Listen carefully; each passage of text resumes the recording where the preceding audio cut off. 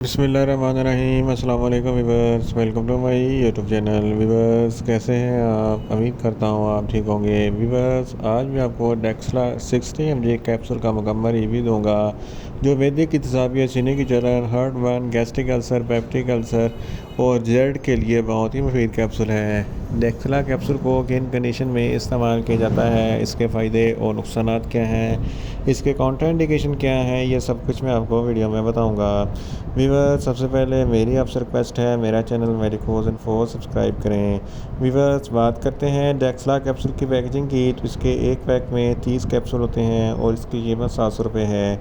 ये किसी भी मेडिकल स्टोर और फार्मेसी स्टोर से आसानी से मिल जाता है।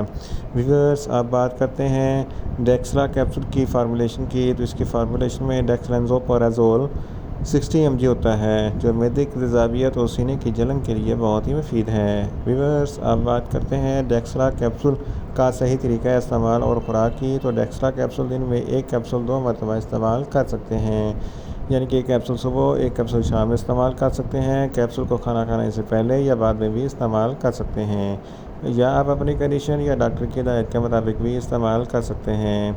वीवर्स, अब बात करते हैं डेक्सला कैप्सूल को किन कंडीशन में इस्तेमाल किया जाता है, उसके फ़ायदे क्या हैं। डेक्सला कैप्सूल में डेक्सलेंज़ोपैराज़ोल 60 mg होता है जो मैदे के तमाम मसाइल के लिए बहुत ही मुफीद है। अगर आपके सीने पर जलन है या हार्टबर्न होता है तो इस कंडीशन में डेक्सला कैप्सूल बहुत ही मुफीद है। इसके इस्तेमाल से सीने की जलन और हार्टबर्न ख़त्म हो जाएगा। इसके अलावा अगर आपके मैदे में बहुत ज़्यादा तेज़ाबियत है जिसकी वजह से हार्टबर्न होता है तो इस कंडीशन में भी डेक्सला कैप्सूल बहुत ही मुफीद है। इसके अलावा अगर आपके मैदे में पेप्टिक अल्सर या गैस्ट्रिक अल्सर है तो इस कंडीशन में भी डेक्सला कैप्सूल बहुत ही मुफीद है। इसके अलावा अगर आपको बदहज़मी है या पेट में अफारापन है तो इस कंडीशन में भी डेक्सला कैप्सूल बहुत ही मुफीद है। इसके इस्तेमाल से आपकी बदहज़मी ख़त्म हो जाएगी और अफारापन ख़त्म हो जाएगा। इसके अलावा अगर आपके पेट में गैस है तो इस कंडीशन में भी डेक्सला कैप्सूल बहुत ही मुफीद है।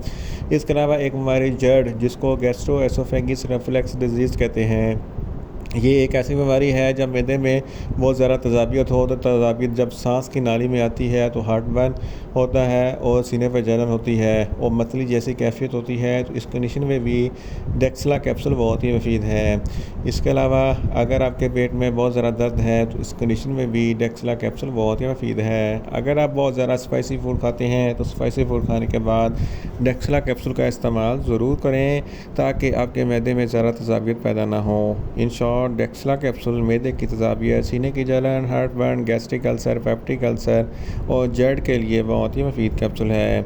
वीवर्स, आप बात करते हैं डेक्सला कैप्सूल के नुकसानात की। तो डेक्सला कैप्सूल के कोई ख़ास नुकसानात नहीं हैं, मगर इसकी ओवरडोज लेने से आपको कुछ मामूली से नुकसानात हो सकते हैं, जैसा कि आपको न्यूज़िया हो सकता है, आपको वोमिटिंग हो सकती है, आपका मैदा अपसेट हो सकता है, आपके पेट में दर्द हो सकता है और आपको ज़्यादा प्यास लग सकती है।